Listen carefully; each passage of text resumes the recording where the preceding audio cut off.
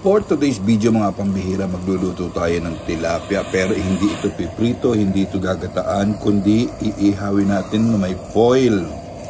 Pero iba po ang recipe na gagamitin natin. Alright? So ito na, nagpapabaga na tayo ng uling gamit ang mahiwagang torch.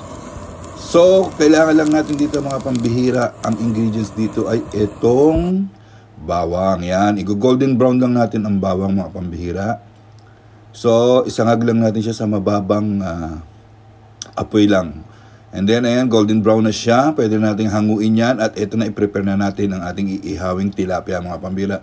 Yung bawang ay ibubudbud natin dyan sa tilapia. At lalagyan natin siya ng butter. Right. After ng butter, mga pambira, ilalagyan natin siya ng Knorr seasoning. Ayan. At asin. Yan, depende yan sa panlasa ninyo kung gaano katapang yan. At ibabalutin na natin siya mga pambihira. Alright. So, proseso lang yan, paulit-ulit lang yan. Ganyan lang po gagawin natin mga pambihira. Alright. So, pwede natin siyang i-steam, pero this time iihawin po natin siya mga kapambihira. Yan. Kung may steamer kayo, mas maganda.